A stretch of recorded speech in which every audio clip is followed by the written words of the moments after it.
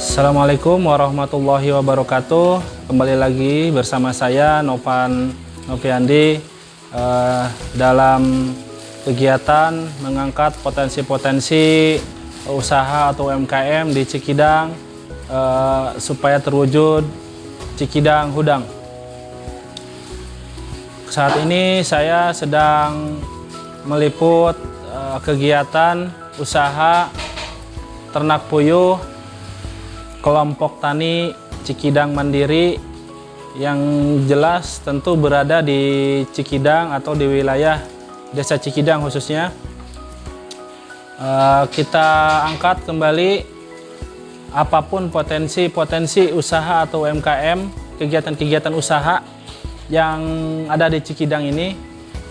Mudah-mudahan ke depan lebih diangkat lagi usaha-usaha atau UMKM seperti ini oleh para aparat pemerintah setempat ataupun para pemangku kepentingan yang ada di daerah Cikidang, Kecamatan Cikidang, khususnya di Desa Cikidang. Tidak perlu lama-lama lagi, mari kita ikuti kegiatan UMKM kelompok tani Cikidang Mandiri ini bersama-sama untuk kita ikuti prosesnya, bagaimana cara dari awal sampai akhir, dan penjelasan dari para pendiri atau para pelaku usaha ternak puyuh ini. Mari.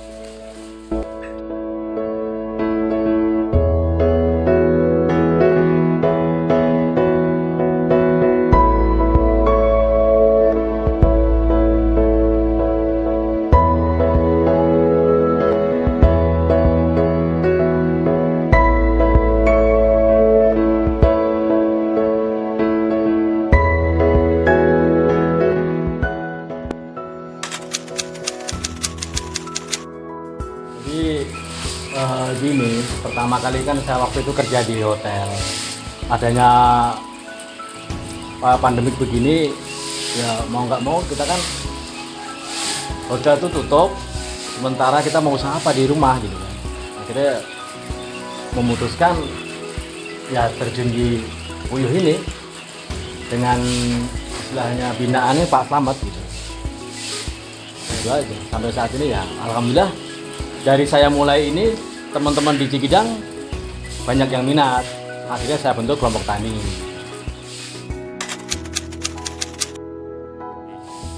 Kita ini kan plasma dari P4S ya, Cikidang, Cikembar yang dipimpin oleh Pak Slamet CS. Jadi kita baru pertama kali ini belajar ya ternak puyuh ini. SOP masih kita lakukan, di mana waktu itu kita pesan dari pusatnya Cikembar itu pada usia 30 hari. Nah, setelah kita lakukan pemeliharaan kurang lebih 10-15 hari, alhamdulillah sudah menghasilkan, karena target kita memang puyuh petelur. Jadi perjalanannya dari usia 10-15 hari ini dia sudah menghasilkan.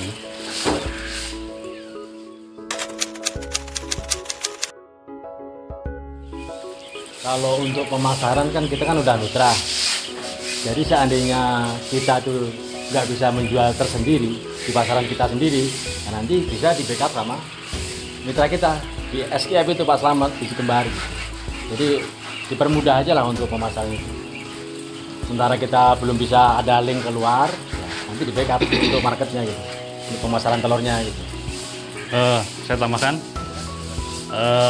Sampai saat ini sih kita belum mengalami kendala ya mengenai pemasaran telur puyuh ini. Agak sedikit barangkali kalau di umum di masyarakat ini kita lihat bahwa katanya telur puyuh ini mengandung kolesterol yang cukup tinggi, 6.232 ya, itu per gram ya. Dan ternyata setelah kita lakukan uji lab tersendiri, itu spektakuler hasilnya, ternyata cuma 252, selisihnya hampir 6.000 sekian. Itu barangkali yang jadi kendala.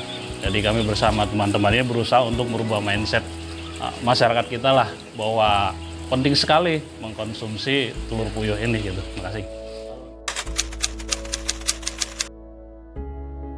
Oke, alhamdulillah komunitas yang dibentuk oleh keluarga besar Al-Ikhwan ini bagian daripada komunitas Poktan Cikidang ya. Kami memiliki kurang lebih 2.400 ekor puyuh dan alhamdulillah sudah 80% mereka berproduksi, hampir kurang lebih ya sekitar secara normal gitu ya. Normal sekitar 1.300 sampai 1.400 butir lah per hari. Nah, itu kira-kira kalau kita hitung rata-rata kurang lebih ya sekitar 14 sampai 15 kilo per hari. Rata-rata 30.000 per kilo. 15 kali 3 lumayan ya. Kalau kali sebulan lumayan lah, bisa dihitung angkanya. Di saat posisi pandemi begini kan alhamdulillah untuk harian ada aja gitu. Ya alhamdulillah cukup membantu lah.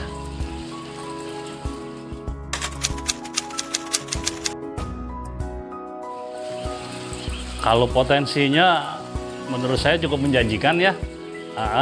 Asal kita istiqomah, berkomitmen gitu loh. Ya konsepnya kan menjada wajada, siapa yang serius sungguh-sungguh pasti dapat lah gitu. Ya, segala sesuatu mestinya memang harus ditekuni gitu, jangan coba-coba. Dan alhamdulillah dari perjalanan kurang lebih ya belum setengah tahun sih ya,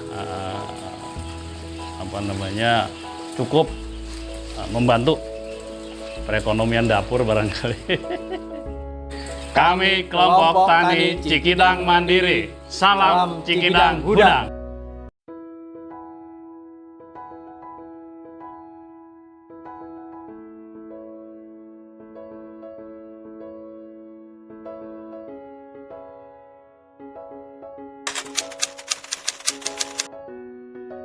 Assalamualaikum warahmatullahi wabarakatuh. Terima kasih pertanyaannya, dan ada beberapa hal yang bisa di-sharing sebetulnya, tapi latar belakang adanya atau berdirinya kelompok Cikidang Mandiri itu ada 4 pilar sebetulnya. Jadi masalah yang dihadapi oleh warga Cikidang itu yang saya rasakan, pertama kalau musim kemarau itu mereka sampai mengantri air ya, terutama di daerah Tapos, Ciangkrek gitu ya. Saya nggak tahu kalau daerah yang lain, tapi itu yang di sekitar saya. Kemudian yang kedua juga memang dari sisi pertanian kebanyakan buruh tani ya, dan tentu yang kedua ini ada HGO yang pemerintah punya. Kami sudah coba audiensi dengan pemerintah untuk mencoba meminta restu dari beliau agar dapat memanfaatkan. Ini untuk yang ketiga. Dan yang keempat tentu saja ada kaitannya tadi dengan bagaimana menggerakkan ekonomi.